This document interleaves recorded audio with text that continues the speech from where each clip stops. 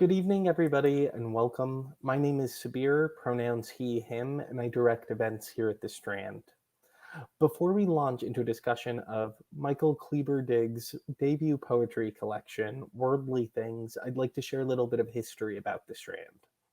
The Strand was founded in 1927 by Benjamin Bass over on 4th Avenue's Book Row. Stretching from Union Square to Astor Place, Book Row gradually dwindled from 48 bookstores until, after over 94 years, the Strand is a sole survivor, now run by third-generation owner Nancy Bass Wyden. We want to thank all of you for your support. Without our loyal community of book lovers and authors like Michael and Allison, we wouldn't be here today, and we are truly appreciative of it. Tonight, we are thrilled to have with us Michael Kleber-Diggs for the launch of his debut poetry collection, Worldly Things. Michael is the author of Worldly Things, which was awarded the 2021 Max Ritvo Poetry Prize. He was born and raised in Kansas and now lives in St. Paul, Minnesota. His work has appeared in LitHub, The Rumpus, Rain Taxi, McSweeney's Internet Tendency, Waterstone Review, Midway Review, North Dakota Quarterly, and a few anthologies. Michael teaches poetry and creative nonfiction through the Minnesota Prison Writers Workshop. Joining Michael in conversation is Allison Adair. Allison is the author of the Max Ritvo Poetry Prize-winning collection, The Clearing.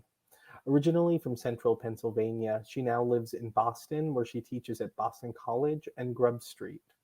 Her poems have appeared or are forthcoming in American Poetry Review, Arts and Letters, Best American Poetry, Best New Poets, Kenyan Review Online, North American Review, and ZYZZYVA, among other journals.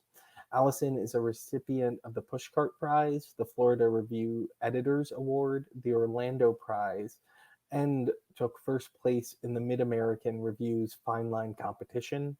She holds an MFA from the Iowa Writers Workshop. And so, without further ado, please join me in welcoming Michael and Allison to the stage. Hi, Michael. How are you? I'm doing well, Allison. How are you? Good. It's so nice. I feel like we're going to have to make a reference to one of your poems where the light moves across. I think that's what's going to be happening tonight. That's right. Yeah. Congratulations on all of the wonderful success of Worldly Things. Well, thank you. It's been a real delight. You launch it out into the world and you're hopeful, but you don't really know. I think for me, the ultimate goal is to reach new readers and maybe have some conversations about things that matter to me. And it's like, check. I've been able to do both of those things. Well, I know we were talking about this before, but I wanted to ask if you don't mind just to sort of kick things off. I was rereading the book this week, though I was delighted to have a chance to read it earlier. I reread the whole thing this week, and I was simultaneously reading Shrapnel Maps by Philip Metres, and I noticed that there were all these surprising correspondences that I hadn't anticipated, having to do with what it means to be a neighbor, what it means to intervene or to witness, and then formally, what it means to have two conversations going on in front of you at the same time. So I was interested just as a reader in the relationship there, but I'm wondering for you as the writer, were there people with whom or books with which you felt like you were in conversation during the writing of your own Worldly Things? Wow, that is such a keen question. And I have to back up and say that the poems in Worldly Things were written as poems and without a collection in mind. Most of the poems in the collection were written before I had the idea of trying to find how they might form a manuscript. And so in a way, a lot of the connections are poem to poem and not on the level of the collection. I know that I was reading a lot of Hugh Min Nguyen. One of the things for me is I had these conversations that I wanted to have and things that I wanted to talk about related to my family, related to my community. And some of those conversations are difficult. And I was turning to kind of my confessional heroes, poets who write with, the unflinching candor to kind of remind me that we can say difficult things and write about difficult things. So I was reading a lot of Hugh Min to Win, a lot of Denez Smith, a lot of Sharon Olds, like to overcome shyness and just say it. And I know that those poems are really helpful. And then, of course, Laura Kaczynski and Jane Kenyon, who were foundational, and staying in touch with the early African-American masters, reading Gwendolyn Brooks and thinking about rhythm and meter and things like that. I love that. And I love how you have, of course, an epigraph from Gwendolyn Brooks in the book. And it's so interesting. I feel like I've read that passage before, the epigraph from the beginning. If you don't mind, I'll just sort of read it so people can be familiar with it. Sure. Or maybe you would like to. No, go ahead. So the part that you've excerpted, she says, exhaust the little moment, soon it dies. And be it gash or gold, it will not come again in this identical disguise. Yeah. And I love how many different facets there are to that epigraph, and just how it prioritizes the quote unquote little moment, but then at the very end sort of slides into home base by saying, actually, the little moments are just little moments in disguise. Yeah. Did you find yourself ever starting any of these poems thinking they were about something small and being surprised at maybe a bigger ripple effect that the poem landed at? Absolutely. Allison, I know from previous conversations with you and previous conversations that you had with others that you're a strong believer in finding what's at stake, and that the stakes have to be kind of high emotionally. And what usually happens for me is I start off captivated by a particular thing, usually a moment, sometimes an image, sometimes an idea, and wanting to explore that in writing, typically thinking that it's going to take me to a particular place, and often finding that I'm surprised as I'm writing and following the pen that actually the poem is going somewhere else. There are a number of poems in this collection and in my work as a poet where that happens to be the case. In Worldly Things, probably the easiest example is a poem called Superman and My Brother, Spider-Man and Me, which really started with me thinking about these squirt guns that our parents bought us when my brother and I were 8. And as I was writing about that, my father's death, my father was a crime victim and he was killed just before we turned 9, kept coming up. And it was not a topic that I'd written about before. And then there it was. And it was insistent. And I really spent some time kind of thinking about why have I not written about this? And am I ready to write about this? But it was there. And I went in that direction and I found the poem going somewhere completely unexpected. So I'm starting with squirt guns. And then I'm ending up for the first time writing about what is easily the most difficult moment of my life. And poems allow that. Art allows that process of discovery. What is it that really drew me here? And I lie best when I lie to myself, just like everyone else. I really thought I was writing about squirt guns, but that was not what compelled me to the desk that day. And I realized that later. Well, it's a hard poem to start with, but I wonder if you would be up for reading it. This is for people who are following along, this is pages 6 and 7. Oh, look, I'm moving into the light. Yeah. Thank you. Pages 6 to 7, Superman and My Brother, Spider-Man and Me. Yeah, thank you, Allison. My brother and I were born to educated middle-class parents 11 days after Martin Luther King's assassination. Our home aspired to nonviolence. No gun culture, no guns. Even then, folks knew Black boys in a white city needed more than their parents' desire to stay safe. They understood about misunderstandings. Even then, Black boys were shot in parks playing games children play. So when we turned 8, instead of squirt guns, we got puffy superhero heads that sprayed water from their mouths when we pulled the trigger. We delighted in comic book legends spitting on our friends at our behest. It was the white boys on the block with their pistols and revolvers that always shot harder and farther against Superman and my brother, Spider-Man and me. We gave as good as we got until we were exhausted. 1976, the bicentennial year. Summer suggested it would never end, but autumn always comes. 1 month before our birthday, our father was shot and killed in his office. He was a dentist. I tell you that for a reason. I was educated and middle class for a reason. I don't want you to think our dad had it coming. I want you to focus on something else.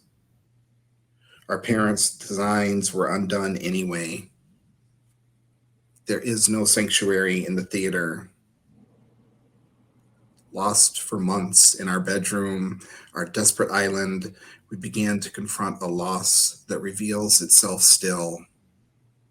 Spent our allowance on comic books, dreamed of rough places made plain, tried to hew hope from a mountain of despair. Thank you for reading that poem. Yeah. One of the things I find so remarkable about your poems is your ability to somehow allow the voice of the poem to inhabit all of the different figures in the poem. It's this kind of like dragonfly's eye of empathy. I find it remarkable. In a poem, you are the person who is behind a wall and the neighbor and the speaker, or I shouldn't say you, but the speaker sort of functions that way. And so there just seems to be this sort of omniscience, but at the same time, this kind of questioning omniscience. And I feel like I really feel that in that poem. Yeah, thank you. I have to say, I am the speaker in the poems. And I know you know that because, I'm confessional and narrative, and my poems are semi-autobiographical, and some of them are fiction. But even in those fictional poems, I'm trying to get at a particular kind of truth. And in this one, I'm really looking back as a 50-year-old on 8-year-old memories and bringing that perspective forward, but also I hope at times trying to just remember where I was and how I felt and what my fascinations were at that time.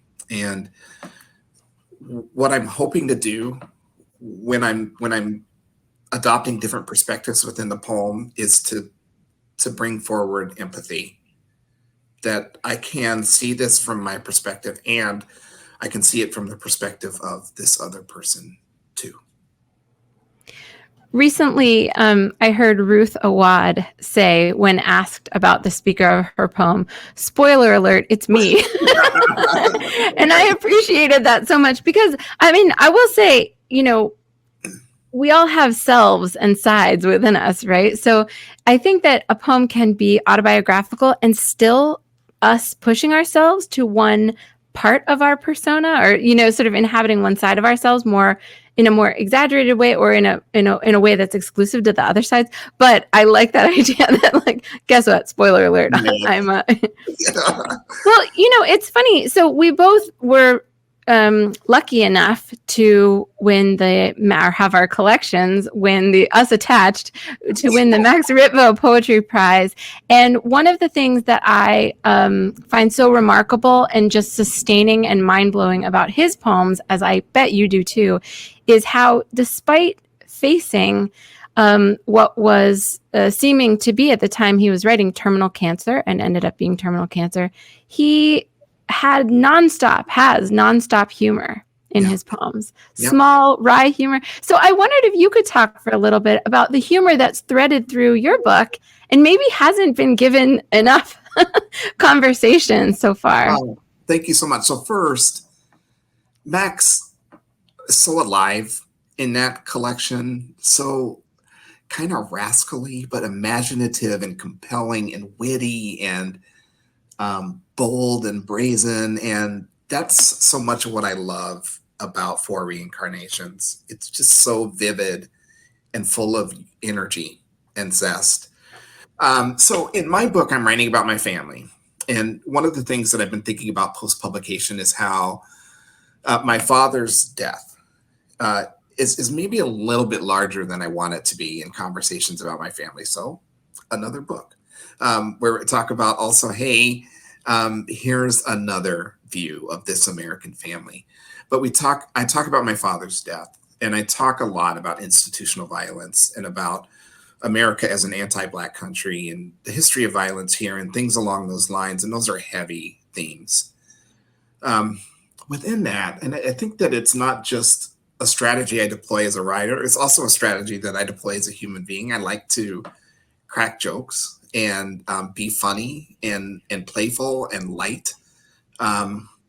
It's not just Spider-Man and Superman spitting on people, but it's also, me watering my neighbor's flowers at night, or having a funny conversation with my daughter while I'm teaching her to drive, or a competition with my neighbor to see who's best at shoveling and mowing, except he's not competing. He's like, he doesn't even know that we're doing it. I think that what I wanted to do is just be fully myself. And I am serious at times, but mostly not, and like to be playful and light and see humor where humor is present. And that was important to me in this book. I wanted to be subtle and to not detract from the themes, but I also wanted to, now I'm going to say speaker, to present the speaker and the poems in a more fully human way. Well, I can relate to that. And I keep saying when people go to read my book, especially my students, I'll say, I'm much cheerier in real life. Right. They're pretty grim, and I have to figure out how to get more humor. I mean, humor is such a part of living. It's interesting, though, to hear you talk about how humor is a necessary part of truth, because I think sometimes truth gets framed as this grave object to be sort of handed over when it doesn't have the bounce of living to it. Right. Maybe it loses some of its depth, perhaps. Right. Or it's grand and it has gravitas, and we arrive at a higher truth or that type of thing. And there's real, that's not baseless. And at the same time, if we're thinking comprehensively, we have to include humor. I also think that this is an essential survival strategy, not just for me, but for lots of people who experience discrimination or marginalization or cultural and ancestral trauma. I've never been to a Black funeral that did not include large amounts of laughter, not usually during the service, although sometimes, but almost always at the repast, at the meal after the service, when we are reflecting on the loved one lost and sharing stories, some of which are difficult, but many of which are joyful and full of humor.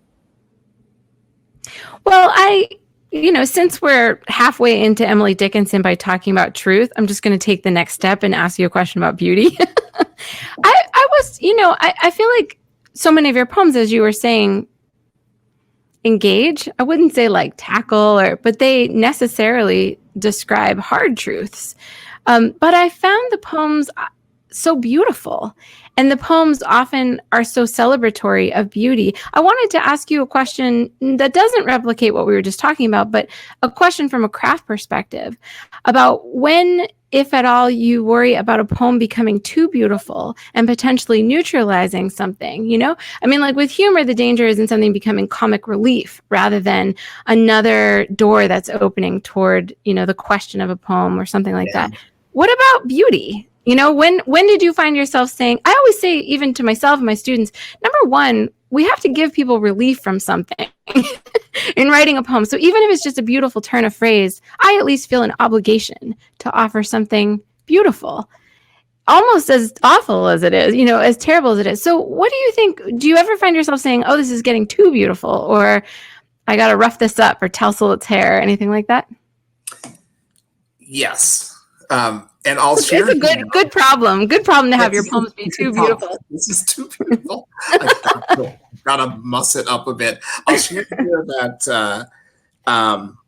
So you submit the manuscript to a contest, and you send out, all your blessings and good wishes, and fortune smiles upon you. You get selected for the Max Ritvo Poetry Prize, and then you find yourself in conversation with someone else who won the Max Ritvo Poetry Prize. But and then, of course, for me, I got feedback from Henri Cole, who selected the collection, and his notes were generous and thoughtful. Included his significant and profound experience as a writer, to my benefit and to the benefit of the collection. So I want to share first that he said he advised me to take a couple poems out. I would say, I think he advised me to take 3 out, and I took 2 out. Now everyone's going to be wanting those in the next. It's a good teaser. And both of those were, I'm just going to say it in the most self-safe sort of, they were distractingly beautiful. They were just almost over to the side, like doing these completely different things. There was a poem that was after Lisel Mueller's poem about Van Gogh, I think, but how vision changes over time and affects the painter's eye, and how the painter does not want that to change. It wants to go on painting the world they see. And I'd written kind of a poem after that Mueller poem, and another one that I can't really remember, but they were really focused on beauty. So for me, thinking about the collection, the first part was, these are the conversations I want to have. I want to talk about who I'm from. I want to talk about where I live. And then I also want to talk about where I want to live. And I wanted those 3 things to be in conversation with each other. In those first 2 elements, in the hue I'm from, I do really want beauty and adversity or tragedy to be closely connected. And in that, I want to just really talk about the human experience. In the second one, in that where I live, where I talk about America and the upper Midwest and Minnesota and what it's like to be Black in these spaces, I'm quite a bit more wary of beauty for its potential to distract from what I really want to communicate. And in that third section, when I'm speaking aspirationally about the world, there I hope to give myself a little bit more permission to be hopeful and expansive, and to really kind of play up what's beautiful and possible. There's a real delicate balance in all 3 of those, where it's blended, where it's minimized, and where it's amplified. And it's such a good question, Allison, and I find myself thinking about so many things. I have to tell one story. In 2015, I went to see Patricia Smith Reed in Minneapolis at the Laughlin. She's so electric. Oh. No, everyone comes back changed. Yeah, I was just about to say, it changed my life. Here's how. Patricia Smith, who is just impossibly kind and gracious and down to earth and accessible and awesome, read for 20 minutes one devastating, candid, difficult poem after the other, and then said goodnight. And, as an audience member, you're just like catching your breath and wanting, speaking for myself, like just a little bit of relief at the end. I know as a reader, Allison, I don't think I've ever gone out with 3-4 difficult poems and then walked off. I have this real tendency, by the way, hey, look, the book does the same thing, to end on the beautiful thing, on the hopeful note. Some portion of that is really kind of who I am. Here's where we are. Here's where we've been. Here's where we're going now, or where we can go. That's really foundational to me and who I am. And also, right now, understanding it may change. Who I am as a writer, the conversations that I want to have. I'd love the question. I have to tell you, I know I'm going to spend more time thinking about it. I expect a text message like, hey, Allison. That balance is it's so fine. And you have to take real care. I hope I've done that. I also think of myself as a writer who's learning and growing and getting a sense for how books come together. I'm excited for all the learning to come. And I'll say this in conclusion on this question. If I get the balance wrong and the balance is too much beauty, I'm good with that. Right. That's a victory in failure, perhaps. Right. Well, you were talking for a second about, I don't think you use this word or probably would use this word, but like a vision.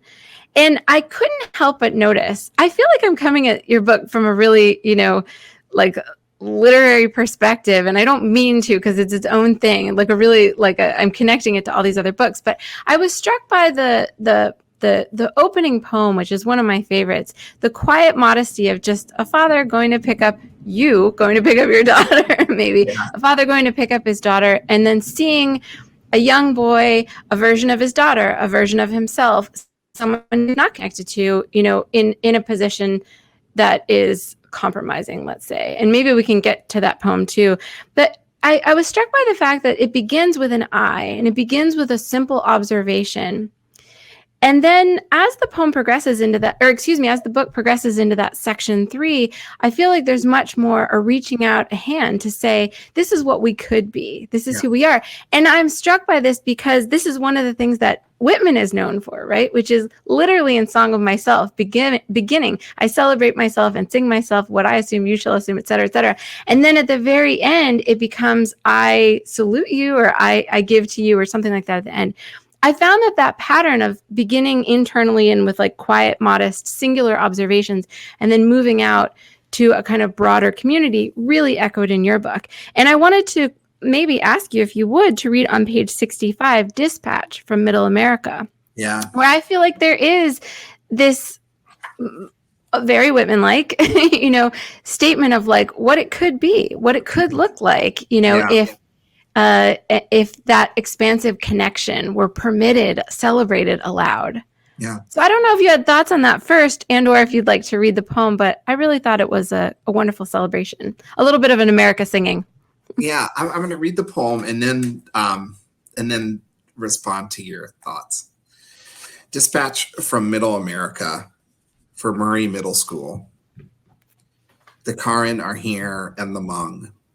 Ethiopians, Eritreans, and the Somali are here. They are here from Europe, Mexico, and Canada. Americans are here. First generation and seventh generation and indigenous. Black and white, Asian, every race and ethnicity. They are all here. Christians and Jews, Muslims and Hindus, Buddhists and Uyghurs and atheists. So many faiths are here. A single Rastafarian is here. He's white. His colorful clothes always adorned with the leaf of his sacred herb. He walks among girls in abaya or chador, hijab, dupatta, the comically tall and the very short, the wealthy and the poor, children of the hyper-educated, children of the semi-literate, broken children, and blessed children. Here. Gay boys are here. Lesbians and bisexuals, trans and queer kids are here. They are all here. Each of them and all of them here with their dreams and desires, their dramas and disturbances, some flowers blossoming in radiant display, some seeds wanting water and fertile soil. But here, they laugh and they cry. Some hit each other, some fuck each other, some try smoking or drinking or pills or love. But they all bounce about here for your consideration, perpetually in flux at a single middle school in St. Paul, in Minnesota, in the upper Midwest of America, half asleep and completely alive with their phones and their earbuds, their affectations and their urgency, all as if to say, look at me. Please don't look at me. Help me. Please leave me alone. Go away, please.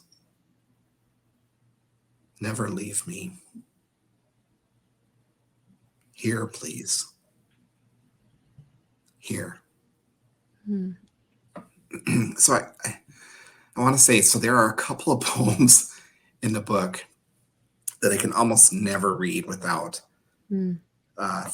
really feeling where I was when I sat down to write it. And I had visited my daughter's school, her middle school. And for my wife and I think we were thinking, you know, where would we like our child to go to school? And eventually we realized, oh, hey, let's ask her. Like she might have a preference. The afterthought. But we live in the city. We live in the city on purpose. We wanted Eleanor to go to public schools, and she wanted to do that too. And she found herself having the good fortune of attending a middle school where there are just a lot of different kinds of kids all coming together, a real beautiful representation of our community. Also, of course, difficult. But like there were challenging days at Murray Middle School. And if there's a poem, I don't know that I could say it's aspirational, because I also wanted to be really candid about what was happening there, but I just really thought it was wonderful that so many families were committed to having their children there. So many different children were there. And when I think about the community that we have, this is what I kind of call to mind. And I'm also trying to figure out, how do we do that? How do we gather in one space? And actually just that. How do we do that? How do we find ourselves together in one space? And in this point of the book, I am starting to think about the world I want. And I wanted this poem to kind of communicate, it looks like this. It's going to be difficult, but look, we're all here in the same space. Yeah, I really kind of like that poem. I also really love Whitman, and I love that work and how big it is. And I think I try to consult as many poets as I can in terms of what I might learn.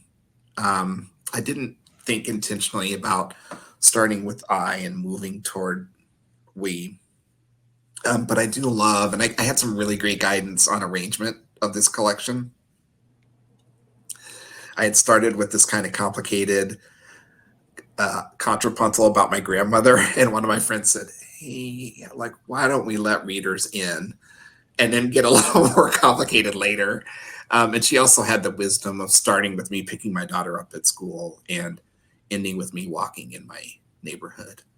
And when I saw how those two poems were bookending the collection, I felt really good about that idea. So big up Su Huang, whose collection Bodega. I had a feeling it was Sue. Who really helped me a lot with, you know, if you don't get the arrangement right, you're telling a different story. And I was close, but her changes were few and gigantic. So she knows what she's doing. Yeah. You know, I think it's so interesting though, Michael, that when we were talking about Whitman, his poem goes from I to you, and notice how you changed it from that to, from right, I to we. No, but I think that there's something to be said for you saying, like, if I'm bringing the microscope to anything, I'm bringing it to myself just as much as anyone else. Yeah, this is huge. This is the hugest thing for me. I'm so glad you said that. I'm sorry to jump out of into your screen, but this is the hugest thing. You and I think one of our earliest conversations, I talked to you about seismic activity, which is a poem about my father, and myself as a father. This in that poem, there's this moment where I set my daughter down on the couch, and I'm mean with it, and I'm angry, and that was I really think that was the most important moment in my life as a parent. That was the moment where I said, okay, I'm not automatically going to be good at this. I'm imperfect. I got this wrong, and I'll do it again unless I do something really about it. Those moments of getting it wrong for me are gigantic in a lot of ways, because they not only allow me to have the, like, I'm starting with, hey, I'm also affected by trauma and imperfect, and I get it wrong. And that means that I understand when you do that too. So here we are, and we're all going to get it wrong sometimes. So what's next? Where do we go from here? And I hope that that direction will be shaped by the experiences that we've all had. There are other poems in the collection where I'm talking to a high school classmate about people who are in prison, and I think his viewpoint is terrible.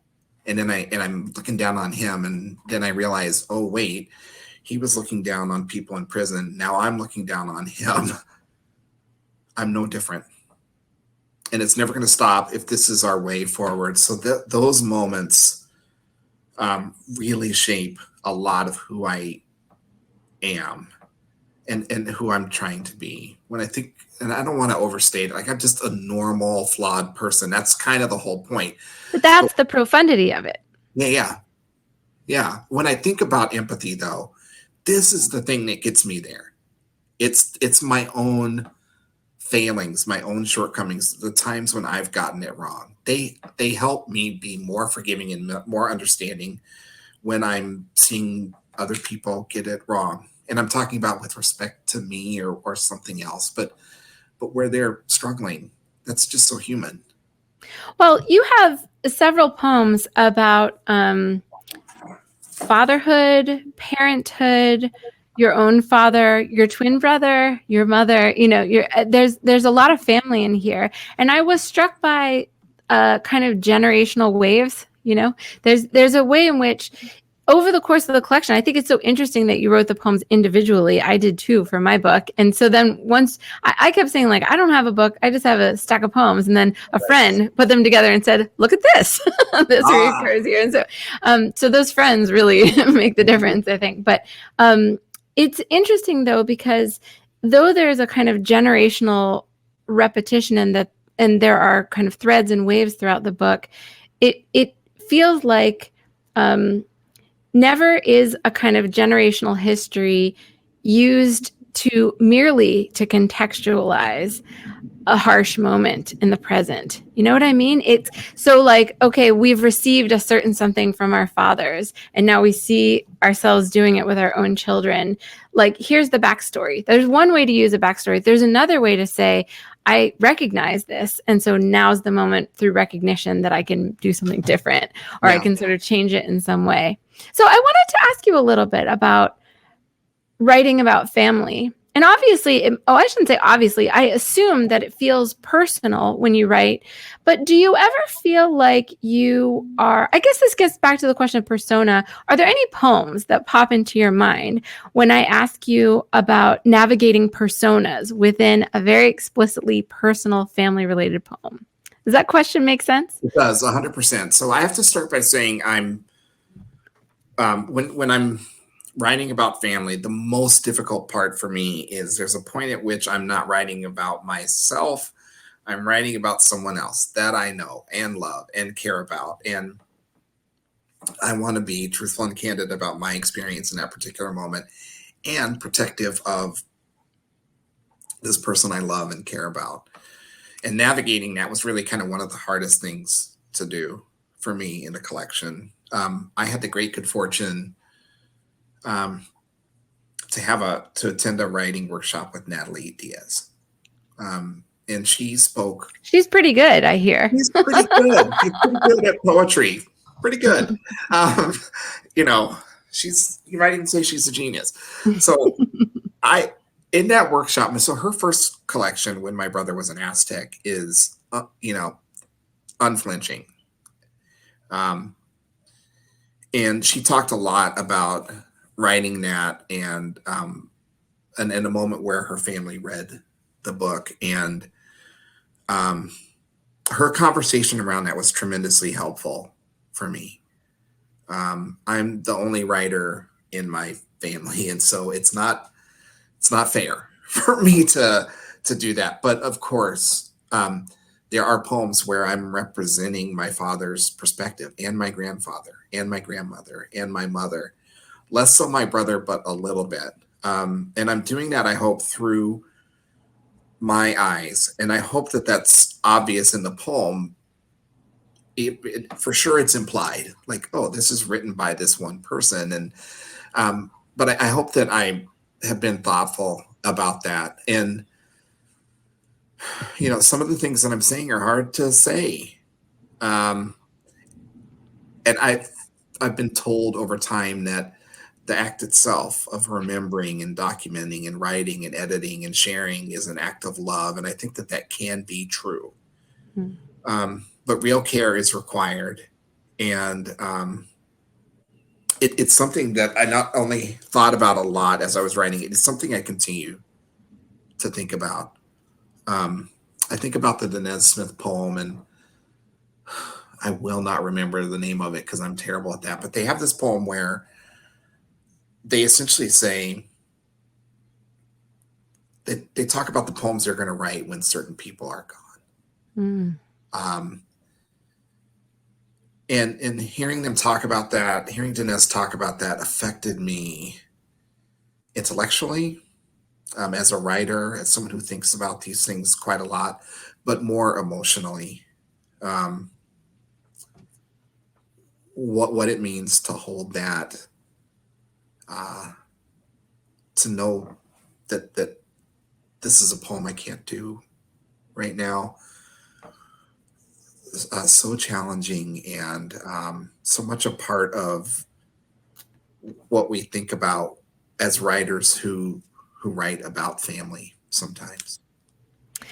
Well, there are so many things. I'm sorry for my interrogation light. As you can see, the light keeps shifting here, but there are so many things from what you said that I want to pick up on, but I also want to make sure we get to questions. Just quickly, if you don't mind. First, I think it's interesting. I would love to hear you talk, if we have time, about Gloria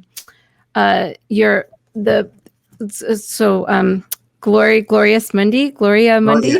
Yeah, Gloria Mundi. And it's interesting you're talking about writing poems about others who have passed, when one of the warmest poems in the collection is Gloria Mundi, this idea of envisioning one's own passing, and, you know, come as you are and come late, and, you know, this as a kind of celebration of life. I also think, based on what you said, it's so interesting because a few times in the book you make reference to being a twin.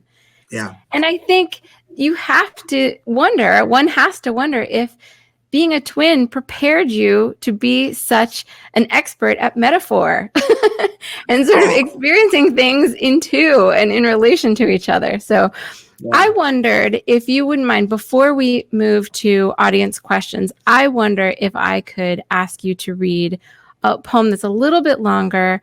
One of my favorite poems of yours, if you don't mind. What Name for This? Because I feel like we could use that right now. This is page 34, 35, 36 for anyone who's following along. And maybe you could just tell us a little bit about the poem and then read it, and then we'll move to audience questions, if that seems okay. Yeah. So we had a mosque that was bombed in Minneapolis. Some white supremacists came over from Illinois and bombed a mosque. And the Dar al-Farouk Mosque. And we had a reading as a fundraiser for the mosque, and I was invited to participate. And I am a person without traditional religious faith. And I was just thinking about ecumenical things and how, you know, someone who has a tenuous hold on religious faith could be a part of a faith community. And so I was thinking about different traditions and different ways of reaching toward the divine. And that's where this poem comes from. And thanks for asking me to read it. I remember reading it with you earlier this year too, Allison, and that meant a lot to me. What name for this? Do you hold salt or beads, wood or wool, someone else's hand or your own? Do you kneel? Lift one hand high above your head? Or do you shine the light of your palms up toward sky? Do you raise your chin? Close your eyes? Is light returned to you? Do you sit on a floor, shoeless? Chant? Do you fold your body gently onto itself, shins to earth, seat to feet, chest to knees? Are you among brothers or sisters? Are you alone sometimes? Do you call it morning light or dawn prayer? Is it the flower offering, or do you ask for daily bread? What do you say at dusk, at night? And what do you seek in supplication? What do you offer? Water or fruit, flowers or incense? Do you give your servant self? To what, may I ask? To what? I rest my sit bones on wood and wool, on leather. My feet touch carpet, pine, metal. I make circles and lines. Sometimes everything reduces to circles and lines. I call this providence. I know that's not the right word. I find this at home in my kitchen or at my desk. Sometimes this finds me when I'm on a bicycle surrounded by cars or trees, shoulders low and curved, back arched, my chest deflated and down, and me at work to keep everything round. Sometimes there I hear birds or squirrels chant above me. Other times I am summoned to spaces magnified in community. What name for this? I feel called. I walk forward to say this is what I have to offer. One part of my small story. Or this is what I've witnessed. I want you to notice it too. My hands, my grasp. Sometimes they only claim air. Sweet siblings. We're here together either way. What name must we give to the this beyond our words? Beautiful. Thank you. I feel like I want to inscribe that poem on something. I have actually read it when I'm having a hard time and just need to sort of recenter. So thank you so much for that poem. That means a lot to me, Allison. Thank you.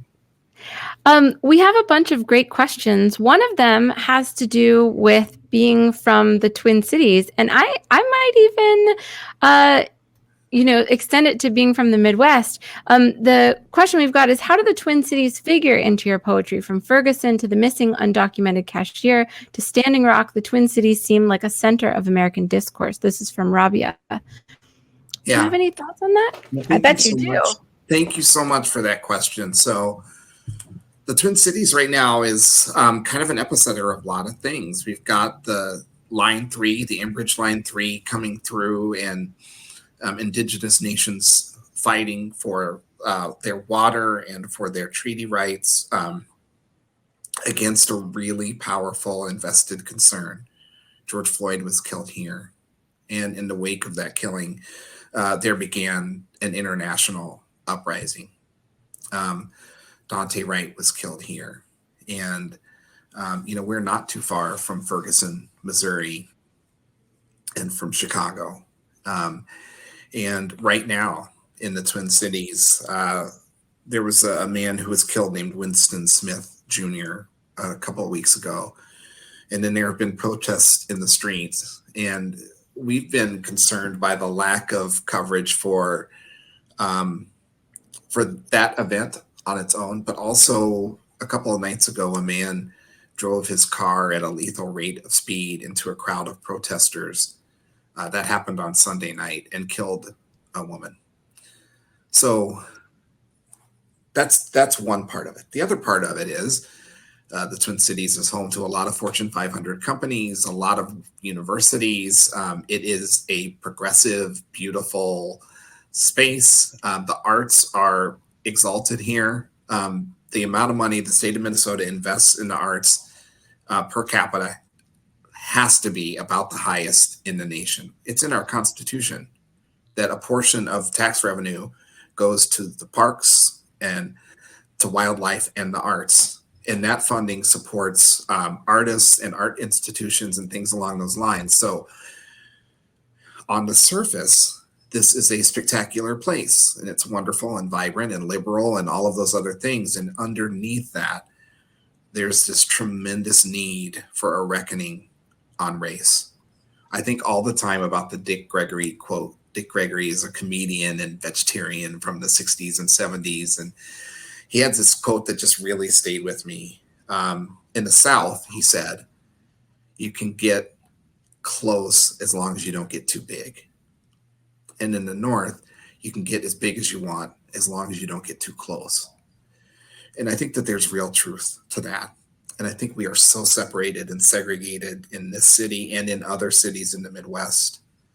One of the things, if you're a Midwesterner, when you go to New York and you're on the subway or you're at a restaurant or you're in a building, you're just like, oh my God, like there's so many different communities represented here. We're pretty separated here.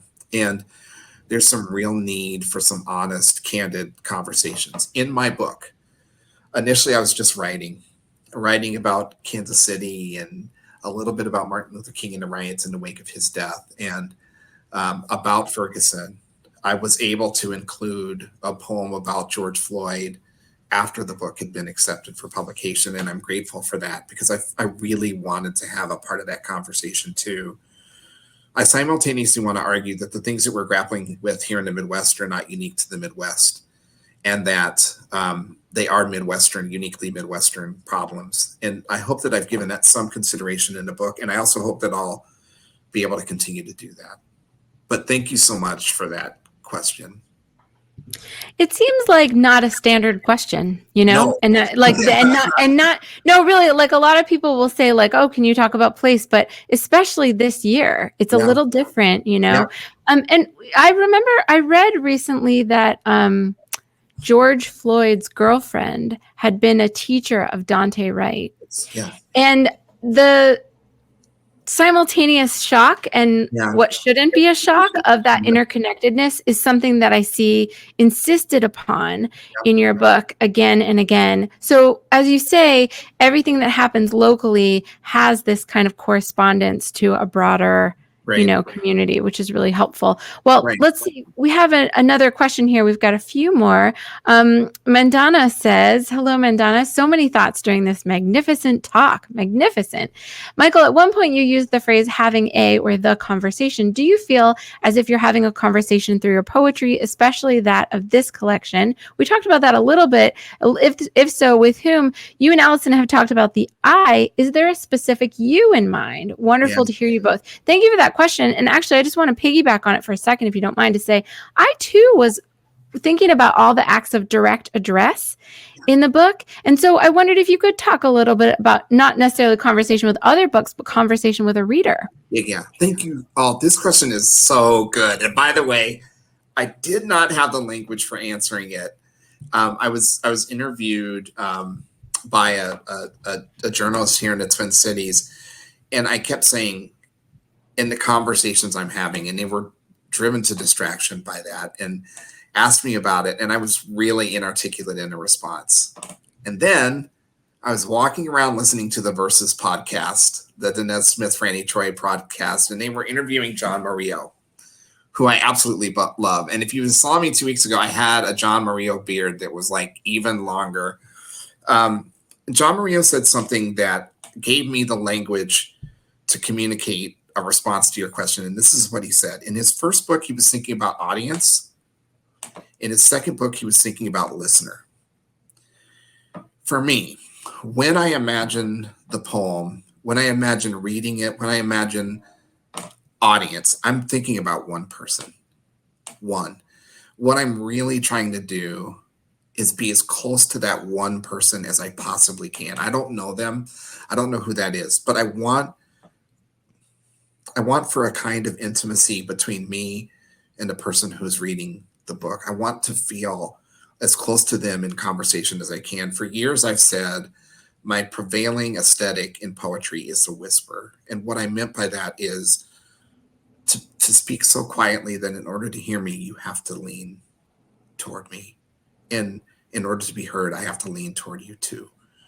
That is how I've seen it. And I didn't really have a way to describe it until I heard that idea. But I so appreciate that question. Because in thinking about it and hearing John's ideas, I found a way to describe what is kind of a mission for me as a writer.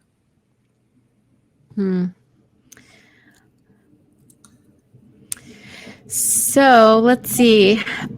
Great question from Nizar, who asks, have you ever written a poem that refused to allow you the empathy you wanted to give the subject? You talked a little bit earlier about the poem in terms of encountering someone from high school where, the speaker, but what do you think about that? Have you ever been writing a poem where you couldn't muster the perspective and wisdom required for empathy? Yes.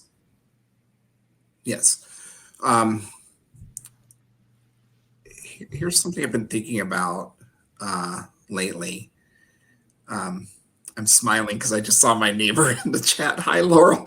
Here's something I've been thinking about lately is anger as a valid emotion. And how do we write, if we want to represent the full human experience, understanding that some of what we feel is joy and sadness and grief and ecstasy, but also anger. And is there a place or is there a way to communicate that in writing? I know I have had times when I've wanted to sit down and try to understand a perspective and not been able to do it. What I hadn't thought about, honestly, until I got your question was, what if that was the poem? Like I can't do it, or I am furious. And that was it, where the surprising thing that opened up is that this is a place where I cannot accomplish what I might imagine myself setting out to accomplish. I want to and I can't seems like as much of a service to any reader and as intimate as an exchange as ever. One of my favorite poems ever is Jamal May's The Sky Now Black with Birds, in which the speaker wrestles with an active impulse toward forgiveness and an active impulse toward a kind of, sort of righteous protection of justice. And these two seem at odds. The speaker is to commit them being mutually exclusive. So I hope you write that poem that is about not being able. Yeah, well, I think we've probably have time for. Oh no! Please. Were you going to say something else? No, I was just going to say I love that I got a writing prompt tonight. Well, your fans are clamoring for more. I think that's what it is. So. I'm sorry to interrupt that just like fantastic conversation. I so enjoyed the hour. To our audience, thank you for joining us. Once we wrap the event, I will drop a list of all of the different collections mentioned in this conversation, though I don't think I got them all. And thank you, Michael. Thank you, Allison. It was just a riveting conversation. Thank you so much. Thanks for having me, and Allison. We outlast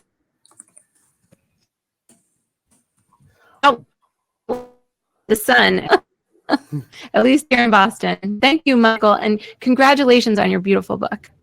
Thank you so much. Thanks for being here tonight. Thank you, everyone, and have a great evening.